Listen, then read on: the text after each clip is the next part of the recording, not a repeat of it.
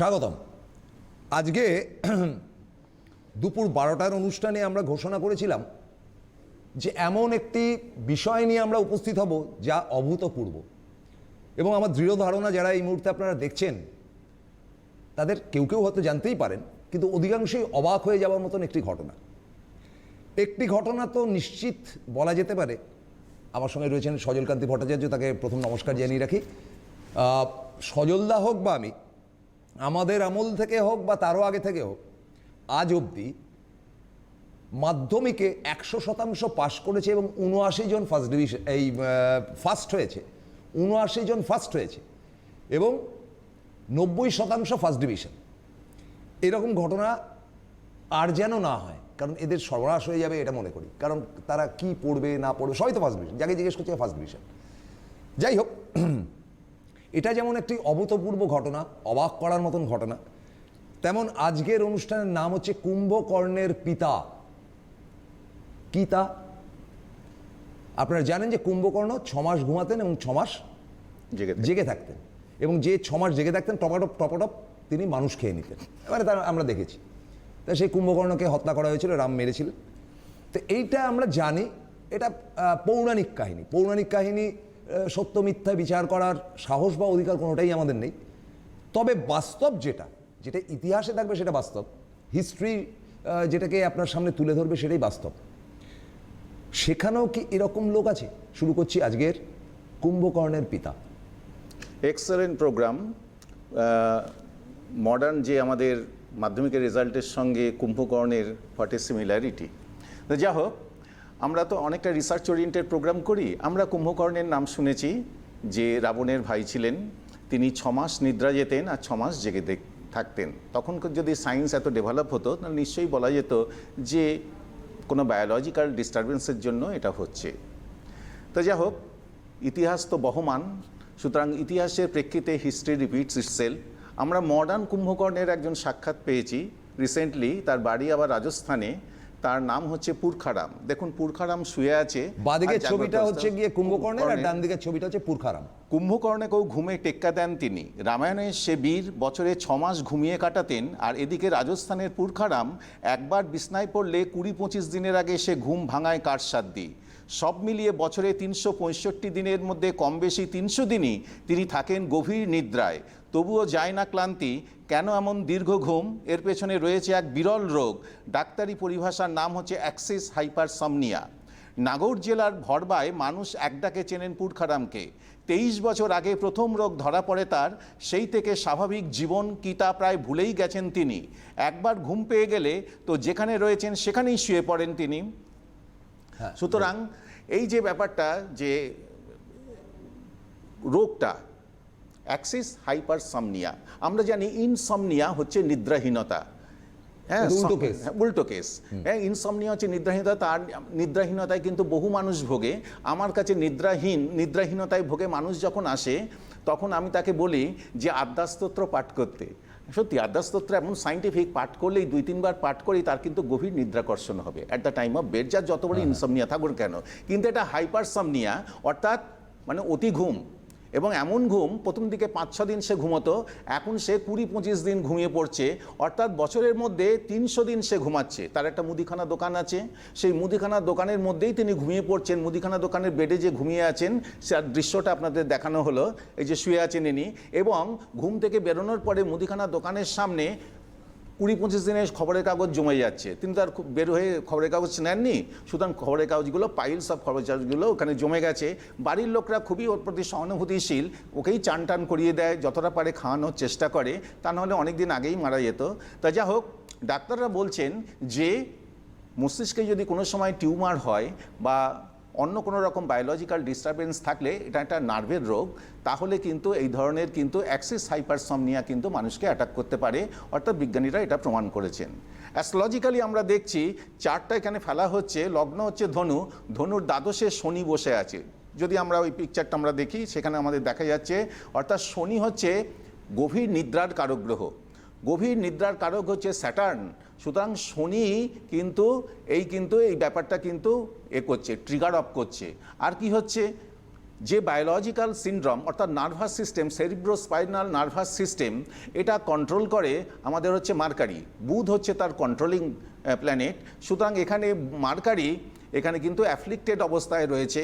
সুতরাং বুধ, cerebrospinal enter nervous system, তার সঙ্গে কি রয়েছে যে চিকিৎসকরা বলছেন অ্যাক্সিস হাইপারসোমনিয়া আদতে স্নায়ুর রোগ। মস্তিষ্কে টিএনএফ আলফা নামে এক প্রকার প্রোটিনের মাত্রা ওঠা পড়ার কারণে এই রোগ হয়। তারা বলছেন প্রথম দিকে 5-7 দিন পুরখারাম ঘুমোতেন, পরবর্তীকালে আস্তে আস্তে বাড়তে থাকে, এখন 20-25 দিনের কিন্তু প্যারামিটারে চলে গেছে। অ্যাস্ট্রোলজিক্যালি এই ধরনের কেস খুব rarest of the rare case, কিন্তু আমরা কিন্তু এটাও তো আমাদের একটা অ্যাস্ট্রোলজিক্যাল রিসার্চের বিষয়। এই ধরনের চার্ট তো আমাদের কাছে আসতেই পারে, হাউ টু অ্যাসার্টেন অর্থাৎ কোন প্ল্যানেট রেসপন্সিবল ফর দিস। তাহলে আমরা যেমন ইনসোমনিয়া ব্যাপারটা কিন্তু প্ল্যানেট থেকে ডিডাক্ট করব, তেমনি হাইপারসোমনিয়াটাও কিন্তু প্ল্যানেট, তার অবস্থান, তার গ্রহ, তার ভাব সব দিয়েও কিন্তু আমরা কিন্তু ডিটেক্ট করার চেষ্টা করব। Astrology is very much dynamic. সুতরাং এক জায়গায় কোনো স্ট্যাটিক নয়। কনস্ট্যান্ট রিসার্চ ওরিয়েন্টেড প্রোগ্রাম না করলে বা রিসার্চ না করলে কিন্তু এই যে আমাদের জনজীবন, সভ্যতা জীবন যে ক্রমশ জটিল থেকে জটিলতরও হচ্ছে, সেই জায়গায় কিন্তু করে গিয়ে কিন্তু আমরা কিন্তু রিচ করতে পারবো না, হিট করতে পারবো না। সুতরাং it is an ongoing research programme. Yes yes absolutely. এবং আমি সজলদাকে প্রশ্ন করতে পারি, সেটা হচ্ছে সজলদা আপনি বললেন যেটা, যে এর প্রায় 300 দিন ঘুমায়, তো এই যদি খাবার পেটে না যায় তাহলে মৃত্যু হবে। খাবার শুধু পেটেই যেতে হবে না, তার স্টুল করাতে হবে, ইউরিন পাস করাতে হবে, ডাইজেস্টিভ হ্যাঁ, সিস্টেম তো সেটার জন্য কিছুক্ষণের জন্য ওঠে টোটে বোধহয় সেগুলো সেরে ফেলে আবার শুয়ে পড়ে আর কি। হ্যাঁ, তা এইবার হচ্ছে কি বাড়ির লোকেরা কিন্তু ভীষণ তার প্রতি সহানুভূতিশীল। আজকাল আমাদের তো ভারতবর্ষ, হ্যাঁ, সুতরাং নিজেদের কাজ ফেলেও বাড়ির লোকেরা তাকে সঙ্গে সঙ্গে পরিচর্যা করছে, চান করাচ্ছে, হ্যাঁ, তাকে পরিচর্যা করছে, রাইস টিউবের মাধ্যমে খাওয়ানো হচ্ছে, যতটা যায় বেটে আর কি। হ্যাঁ, সেটা করানোর ফলে মানে এতদিন পর্যন্ত সে কিন্তু অটুট স্বাস্থ্যের অধিকারী। নার্ভাস সেরিব্রাল নার্ভাস সিস্টেমে ডিসঅর্ডার দেখা দিয়েছে, তার জন্য রোগটা ডেভেলপ করেছে, এবং কিন্তু মানে সেবা পরিচর্যার জন্য সে কিন্তু সার্ভাইভ করছে। কিন্তু ব্যাপারটা আমার এখানে প্রশ্ন হচ্ছে যে এই ধরনের বেঁচে থাকার জাস্টিফিকেশনই তো নেই। হ্যাঁ, বেঁচে থাকার জাস্টিফিকেশন নেই। ধরুন এরকম রোগ আমাদের অনেকেরই আছে যারা এই মুহূর্তে দেখছেন, যে আমার ছেলে সকালবেলা 10টা অবধি ঘুমায়, আবার দুপুরবেলা ঘুমায়, আবার রাত্রিবেলা একটু আড্ডা ফাড্ডা মেরে এসে ঘুমায়। আর আমাদের তো এই মানে এই লকডাউনের পর্যায়টা ঘুমটা ভীষণ ডিস্টার্ব হয়ে গেছে। কখন ঘুমোচ্ছি, কখন যাচ্ছি। আমি তো অনেক ফ্যাট গেইন করে গিয়েছি, আপনি তো মোটামুটি ঠিকই আছেন, মহেন্দ্র দত্তের ছাতা, রোদে জলে অকৃত্রিম, হ্যাঁ, একদম একই রকম, কিন্তু আমার তো ফ্যাট গেইন করে গেছে, মানে টোটাল বায়োলজিক্যাল ডিসঅর্ডার তৈরি হয়ে গেছে। মস্তিষ্কের হচ্ছে অনলাইনে করতে গিয়ে রাতের পর রাত জাগতে হয়, কিন্তু ঘুম টুম সমস্ত ডিসঅর্ডার না। একই সাথে আমি যদি প্রশ্ন করি, যারা ব্যবসা করছেন, আপনারা এখানে ফোন করেন, আমাদের ভবিষ্যৎ কি, ছাত্রছাত্রীর ভবিষ্যৎ, তারাও তো ঘুমিয়ে পড়েছে গত 1 বছর ধরে, 1-1.5 বছর ধরে তো ঘুমিয়ে পড়েছে। হয়তো এরকম ঘুম নয়, কিন্তু তারা কি করবে, কিছু নাথিং টু, হয় ফেসবুক টেসবুক করছে, ঘুম থেকে উঠলো দেরিতে, তারপরে একটু খেলো, লোকের বাড়িতে টাকাও নেই, তারপরে আবার খেয়ে দিয়ে ঘুমালো। এই যে জীবনটা, এই যে ঘুমটা বেড়ে যাওয়া, এটা কতটা ক্ষতি করে, এবং আমাদের দর্শকদের মধ্যে এই যে ঘুম যে বেড়ে যাওয়াটা কারণটা তো আমরা আসছি, কারণ এখানেও দেখছি যে Saturn is the causal planet. শনি মকর রাশিতে ঢোকার পরেই আমাদের কিন্তু এই করোনার প্রাদুর্ভাব হয়েছে 24শে জানুয়ারি 2020। 2.5 বছর থাকবে, এপ্রিলে যাবে কম বেশি 2.5 বছর। সুতরাং এখানেও কিন্তু Saturn is the factor. Saturn মকর রাশিতে ঢোকার পরের থেকেই ঘুমের পরিমাণ বেড়ে গেছে। সমস্ত মনুষ্য জাতি এখন নিদ্রাভিভূত, অর্থাৎ মস্তিষ্কের কিছু পরিশ্রম হচ্ছে, তারপরে কখন সে ঘুমোচ্ছে, কখন জাগছে, টোটাল বায়োলজিক্যাল ডিসঅর্ডার কিন্তু চলছে। হ্যাঁ, not only the India's, not only the আমাদের ওয়েস্ট বেঙ্গলের অল ওয়ার্ল্ড জুড়েই কিন্তু এই শনি কিন্তু ঘুম পাড়িয়ে রেখে দিয়েছে। অর্থাৎ তোমরা এবার ঘুমাও, অনেক কিছু করেছো, সভ্যতার মধ্যে অনেক বৈপরীত্য তোমরা নিয়ে এসছো। হ্যাঁ, বিজ্ঞানের নামে জয়যাত্রা করতে গিয়ে আমাদের যে প্রাকৃতিক ব্যালেন্সগুলো, সমস্ত ইকোলজিক্যাল ব্যালেন্সগুলো অনেক আমরা ডিস্টার্ব করেছি। অতএব তোমরা ঘুমাও, পশু পাখিরা বাইরে বেরিয়ে আসুক, তারা স্বচ্ছন্দে বিচরণ করুক, হ্যাঁ, ভগবানের এই সৃষ্টির জগতে। সুতরাং স্যাটার্ন যতদিন ওখানে থাকবে, মনুষ্য জাতি কিন্তু ঘুমিয়ে থাকবে। সুতরাং এই ঘুমটা কিন্তু কজাল প্ল্যানেট হচ্ছে স্যাটার্ন। এখানে এই যে চার্টটা দেখানো হচ্ছে পুরো ডিসপ্লে করা গেল না, বিকজ অফ দ্য ফটোটা অনেকটা কনভার্ট করে গেছে, তবু আমরা তো অ্যানালিসিস করছি না। সুতরাং সেক্ষেত্রে শনি হচ্ছে সে রিপভ্যাং উইঙ্কেলের মতন, সে ঘুমিয়ে পড়েছে, অনেক দিন সে ঘুমাচ্ছে। রিপভ্যাং উইঙ্কেল যেমন সেই জেগে উঠলো, সেই রকম। সুতরাং সমস্ত মনুষ্য জাতি, মানুষ ঘুমিয়ে পড়েছে, যে যার কর্ম থেকে কর্ম হ্যাঁ আমরা আনএমপ্লয়েড হয়ে গেছি। সুতরাং দীর্ঘ আমরা কিন্তু ঘুমের মধ্যে দিয়ে কিন্তু আমরা কিন্তু পাস করছি। 2.5 বছরের একটা দীর্ঘ ঘুম যাত্রার পরে আবার আমরা জেগে উঠব এবং আবার আমরা কর্মে প্রবৃত্ত হব 2022 এপ্রিলের পরে, এবং এটাই হবে আমাদের মনুষ্য জাতির কিন্তু একটা কিন্তু উজ্জীবনী আবাহন, যখন শনি ট্রানজিট করে মকর থেকে কুম্ভে চলে যাবে। আরেকটা কথা যেটা আমি শুনি যে আমাদের উত্তর পোর্শনটা স্পেশালি পার্বত্য অঞ্চল, দার্জিলিং বলুন বা দার্জিলিং লাগোয়া জায়গা, নেপালিরা অসম্ভব পরিশ্রম করতে পারে, কিন্তু তাদের মানে 3 বেলা ঘুমের দরকার হয়। মানে সকালবেলা তারা ঘুম থেকে হয়তো উঠলো, তারপর দুপুরবেলা তাদের একটা ঘুম দরকার, আবার রাত্রিবেলা তারা দ্রুত মানে 3 বার তারা যে করে ঘুমাবে।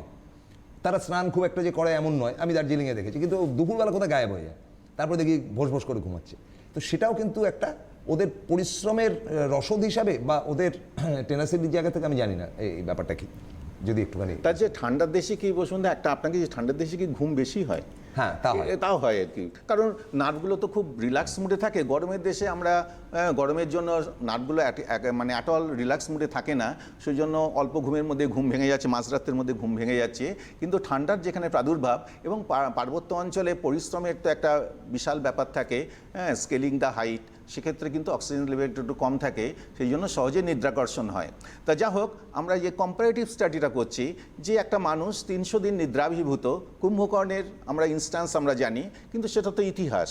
তো ইতিহাস বাংময় হয়ে উঠেছে বাস্তবের প্রেক্ষাপটে, এবং হিস্ট্রি রিপিটস ইটসেলফ, ইতিহাস পুনরাবর্তিত হয়।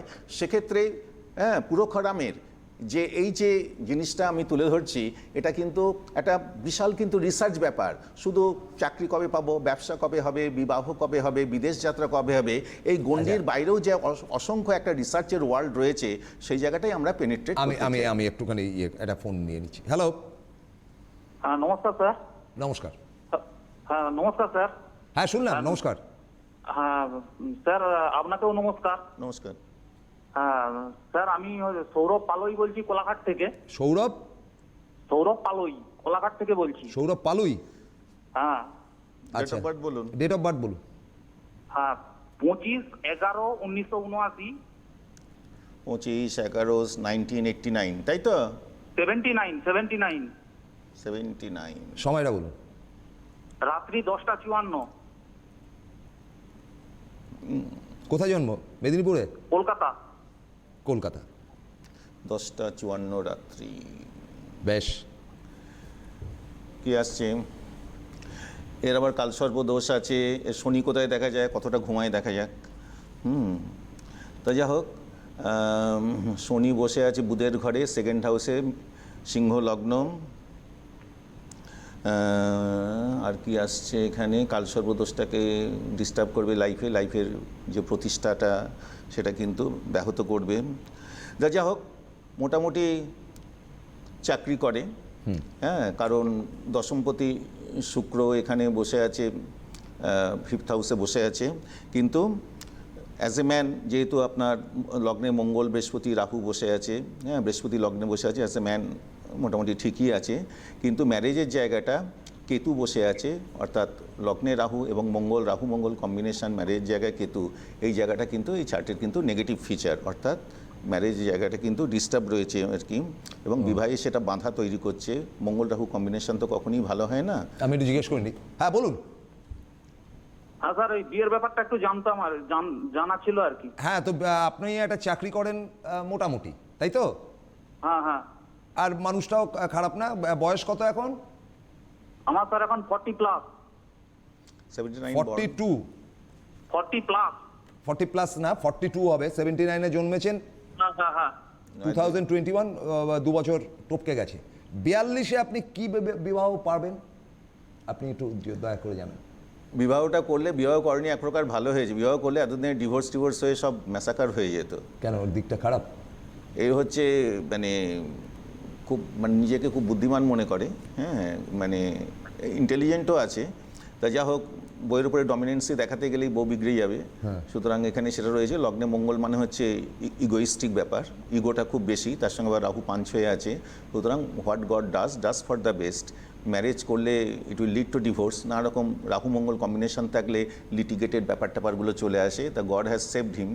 তা যা হোক, এগুলো যদি প্রতিকার করে করতে পারে তো করতে পারে। বুঝলেন? হ্যাঁ স্যার, আর একটু জোরে বলুন, একটু কম শুনতে পাচ্ছি আর কি। আপনার বিয়ের জায়গাটা ভালো না, আচ্ছা। অনেকটাই বয়স হয়ে গেছে। এতদিনে বিয়ে করার হলে করে নিতে পারতেন, কিন্তু যে কোনো কারণেই হোক বিয়েটা আপনার হয়নি। সেটা নাকি ভালোই হয়েছে আপনার বিয়েটা না হয়ে, সজলদা বলছে। আচ্ছা স্যার, আর একটা জিনিস স্যার, একটু যদি দয়া করে বলেন আমার শরীরটা কিরকম। শরীর মরির ইয়াং মানুষ, 42 বছর বয়স, শরীর লাইন পেয়ে গেলে এত উত্তর। চলুন আপনি বরং এর শরীরের নিয়ে। এর শরীর নিয়ে আমরা কাজ করি, পুরখারামকে নিয়ে আমরা কাজ করি। পুরখারামের দীর্ঘ শীত ঘুমের পরেও, 300 দিন ঘুমের পরেও কিন্তু শরীর কিন্তু অটুট আছে। আমরা ছবিতে সেটা দেখতে পাচ্ছি। তার নিদ্রাভিভূত শরীরটাকেও দেখতে পাচ্ছি, আর তার মুখমণ্ডল মানে নিদ্রা থেকে জাগরণের শরীরটাকেও আমরা দেখতে পাচ্ছি। সুতরাং ফেসিয়াল ডিস্ক যেটা বলছে শরীর কিন্তু অটুট আছে, যদিও এটা নার্ভাস সিনড্রোম, কিন্তু মানে বায়োলজিক্যালি হি ইজ ফিট। শুধু একটাই প্রবলেম, দীর্ঘ ঘুম, কর্মহীনতা। অর্থাৎ আমরা এই প্রেক্ষিতে আলোচনা করছি, আমরা প্রায় 1.5 বছর ঘুমিয়ে আছি। সুতরাং ঘুমটা নিয়েই ঘুমটা হচ্ছে পার্সনিফাইড হয়ে গেছে, অর্থাৎ ঘুমটা একটা ব্যক্তিত্ব আরোপ হয়েছে। হ্যাঁ, তো কারণ কারুর করার কিছু নেই বলে ঘুমাচ্ছে। যারা এই মুহূর্তে দেখছে তারাও ঘুমাচ্ছে, ঘুম থেকে উঠে শুয়ে শুয়ে দেখছে। হ্যাঁ, সুতরাং সব জায়গায় আমাদের একটা কর্মহীনতা, একটা লেথার্জি, ল্যাকাডাইজিক্যাল অ্যাপ্রোচ, হ্যাঁ, সমস্ত জায়গায় কিন্তু আমাদের যে সিস্টেম, ডিসিপ্লিন সমস্ত ভেঙে চুরমার হয়ে গেছে দিনের পর দিন এই নিকম্বা থাকার জন্য। We are in a very dangerous board. এবার যখন 2.5 বছর পরে যখন প্রকৃতি স্বাভাবিক হবে, মেঘ কেটে যাবে, নতুন দিনের আলো এসে যখন আমাদের জীবনে পড়বে, তখন কি আমরা নতুন জীবনের বোধে প্রবুদ্ধ হয়ে উঠতে পারবো? That is a great question. হ্যাঁ, সুতরাং আমরা এই সজলদার এত আলংকরিক কথার মধ্যে একটি বাস্তব কথা, যে কোভিড সিচুয়েশনে যারা কর্মহীন হয়েছেন, বা যাদের ব্যবসাপত্র খারাপ হয়েছে, বা আজকে যারা মাধ্যমিক পাশ করেছো, তারা ফোন করো, কারণ তোমাদের ভবিষ্যৎ নিয়ে কিন্তু ভাবনার জায়গা আছে। সেটা সজলদা পরিষ্কার বলছেন যে এদের ভাবনার জায়গা আছে, এবং সেটা খুব কঠিন ভাবনা। একটা জায়গায় 100% পাশ করেছে, 100% পড়ানোর মতন যথেষ্ট হায়ার সেকেন্ডারির সায়েন্স গ্রুপ বা কমার্স গ্রুপ আছে কি? সুতরাং এরা যাবে কোথায়, খাবে কি, এদের ভবিষ্যৎ কিভাবে তৈরি হবে? তারা ফোন করতে পারেন, নিশ্চয়ই কিছু এখান থেকে বলা হবে যে কি করা যেতে পারে, বা যাদের চাকরি গিয়েছে তাদের চাকরি ফিরবে কি? সরকারি চাকরি ফাঁকে ভুলে যান, সরকারি চাকরি হলেই হাইকোর্টের কেউ চলে যাচ্ছে, গিয়ে ওটাকে আটকে দিচ্ছে। সুতরাং চেষ্টা করুন প্রাইভেট সেক্টরে কাজ করলে পরিশ্রম করতে হবে। ঘুমিয়ে থাকা লোকেদের তো আর প্রাইভেট সেক্টর হয় না, নাকি কি বলবেন? হ্যাঁ, এইবার আসছি আমরা, আমাদের প্রায় পাস করেছে, মানে ফার্স্ট হয়েছে প্রায় 79-77 এরকম এতজন ফার্স্ট হয়েছে। তা এইবার যে সমস্ত প্রকাশনী সংস্থাকে আমরা দেখেছি after the declaration of the result, অমুক ফার্স্ট হয়েছে, আমাদের নোট পড়ে তাদের তো মহা মুশকিল হয়ে গেল। এতজন ফার্স্ট হলে তারা কাকে প্রজেক্ট করবে? সুতরাং সব দিক দিয়েই মানে যা কাণ্ড ঘটছে সেটা হচ্ছে অভূতপূর্ব। সেই প্রেক্ষিতে আজকের এই নতুন প্রসঙ্গ নিয়ে আলোচনা করছি, যার মধ্যে আমরা কিন্তু বাস্তব প্রেক্ষাপটের ওপরে কিন্তু এই পুরখারামের ঘটনাটাকে সুপার ইম্পোজ করছি এবং অতীতের রেফারেন্স টানছি, কুম্ভকর্ণের রেফারেন্স টানছি, যাতে এই প্রোগ্রামটা অত্যন্ত রিসার্চ ওরিয়েন্টেড, গবেষণামূলক এবং মনোগ্রাহী হয়। এবং তার সঙ্গে সঙ্গে যেহেতু এটা অ্যাস্ট্রোলজিক্যাল প্রোগ্রাম, তার রেফারেন্স দিচ্ছি astrologically how to ascertain a disease, কারণ medical astrology is a part of astrology. এবং আমরা যখন চার্ট নিয়ে ডিসকাশন করি, তার কোথায় রোগ ব্যাধি হচ্ছে, কী ধরনের ডাইমেনশন হচ্ছে, উইদাউট সিইং এ পারসন, সেটা নির্ণয় করাটা কিন্তু আমাদের করতে হবে। আমি একটা চট করে ফোন নিয়ে নিই। হ্যালো। হ্যাঁ, হ্যালো। হ্যাঁ, বলুন। বলছি ওই আমার কন্যার জন্য। হ্যাঁ, ডেট অফ বার্থ বলুন কন্যার। 3/7/92। হ্যাঁ, 3/7/92, 3/7/1992। টাইম বলুন। টাইমটা বলুন। টাইম সকালবেলা 5:30 ভোর। সকালবেলা কোথায় জন্ম? 5:30। ও কলকাতাতেই, ভবানীপুরে। ভবানীপুরের জন্ম। তাই এর হচ্ছে আপনার কর্কট রাশি, শুক্রবার জন্ম, ঠিক আছে? হ্যালো, শুক্রবার জন্ম তো? শুক্রবারই হবে। হ্যাঁ, না, হবে মানে কি? 3/7/92। তা ঠিক আছে, চলুন। আপনি কি পাচ্ছেন বলুন। এই বাবা খুব সিরিয়াস না? হ্যাঁ, তা যা হোক, আপনার চাকরি করে, শুক্রের এখানে ফাংশন, রবি হচ্ছে কর্মকারক ও চাকরির কারক, শুক্র ওখানে বসে আছে। সুতরাং আইটি সেক্টরেই চাকরি করে। টেলিভিশন জগতের সঙ্গে শুক্র হচ্ছে বিনোদনের কারক গ্রহ, সুতরাং সেখানে টেলিভিশন জগতের সঙ্গে কানেকশান থাকতে পারে এবং সেই রিলেটেড পড়াশোনাও করেছে। কিন্তু বিয়ের জায়গাটা কিন্তু খুব খারাপ। বিয়ের জায়গাটা হচ্ছে সপ্তমে রাহু বসে আছে, লগ্নে রবি থাকলে সপ্তমদর্শী হয়, সুতরাং সেই জায়গাটা কিন্তু বিয়ের জায়গাতে কিন্তু খুব ডিস্টারবেন্স। এবং সপ্তমপতি বৃহস্পতি থার্ড হাউসে বসে আছে, বৃহস্পতি থার্ড হাউসে অত্যন্ত অশুভ ফল দেয় এবং সপ্তমপতি ইজ হাইলি অ্যাফ্লিক্টেড এবং সপ্তম স্থানে ঝঞ্ঝাট ঝামেলার কারক গ্রহ রাহু বসে আছে। সুতরাং সেই রেসপেক্টে বিবাহ ব্যাপারটা কিন্তু এর কিন্তু নেগেটিভ ফিচারে রয়েছে। আচ্ছা, শুনছেন? হ্যাঁ দাদা বলুন। প্রথম কথা হচ্ছে, আপনার মেয়ে কোথায় চাকরি করে? মেয়ে চাকরি করতো একটা গার্মেন্ট ফ্যাক্টরিতে সোনারপুরে, আচ্ছা। এইচআর পদে। হ্যাঁ, ওই লকডাউন হওয়ার পরে সব বন্ধ হয়ে যায়, আর যেতে পারে না, যার জন্য কাজটা চলে যায়। হ্যাঁ, তো চাইছেনটা কি? আমি ওর বিবাহের ব্যাপারে জানতে চাই। বিবাহর জায়গাটাই খারাপ বলছেন সজলদা? খারাপ? হ্যাঁ, কি হবে তাহলে? এই হচ্ছে গিয়ে মুশকিল। আপনি চাকরি করেন? আমি চাকরি করি একটা ডায়াগনস্টিক সেন্টারের, আমাদের আমি ম্যানেজমেন্টে। হ্যাঁ, ঠিক আছে, পরে যোগাযোগ করবেন। ব্যাপার হলো, ঘুমিয়ে থাকা জায়গা, ধরুন ও চাকরি করতো মিডিয়া ওয়ার্ল্ডের কোনো একটা জায়গায়, তো ঘুমিয়ে ঘুমিয়ে বলছেন। হ্যাঁ, উনিও ঘুমিয়ে ঘুমিয়ে বলছেন, ফলে ঘুম সর্বনাশ করে দিচ্ছে। এই ঘুমের সর্বনাশ করাটা দেখুন, অনেকে আছেন সকালবেলা 4:30 5টার সময় উঠে মর্নিং ওয়াক করছেন, বাজার করছেন, হাট করছেন, অফিসে যাচ্ছেন, সারাদিন খাটছেন। অফিসে একটু আধটু হয়তো ঘুম পেতেও পারে, হ্যাঁ পেতেও পারে, কিন্তু তারপরে গিয়ে রাত্রিবেলা সেই 10:30 11টার সময় গিয়ে মানে নট মোর দেন 7 আওয়ার্স। না, আমাদের একটা স্লোগান ছিল ছোটবেলায়, early to bed early to rise makes a man happy healthy and wise. হ্যাঁ, আগে তো তাই ছিল, আগে তো টেলিভিশন ছিল না। তখন লোকে 8টা 8:30টার মধ্যে বাচ্চারা খেয়ে নিত, 9টা 9:30টার মধ্যে খেয়ে দিয়ে শুয়ে পড়তো, আর ভোর 4টের সময় উঠতো। ফলে এই ঘুমন্ত জায়গাটা কিন্তু এক ধরনের শারীরিক অসুস্থতা। এর যেটা বলা হচ্ছিল, যে ছবি বারবার দেখানো হচ্ছে, যাদের বেশি ঘুম হয়, সজলদা পরিষ্কার বলছেন, তাদের কিন্তু ফিউচার খুব খারাপ। হয়তো একদিন ঘুমের মধ্যেই চলে গেলেন, কিংবা হয়তো অসুস্থ এমন থাকলেন যে তাকে দিয়ে আর কিছু করা গেল না, ব্রেন মেমোরি কোনোটাই কাজ করছে না, এত ঘুমালে কি করে করবে, ব্রেনে চর্বি জমে যায়। সুতরাং বেশি ঘুম কিন্তু খুব মারাত্মক।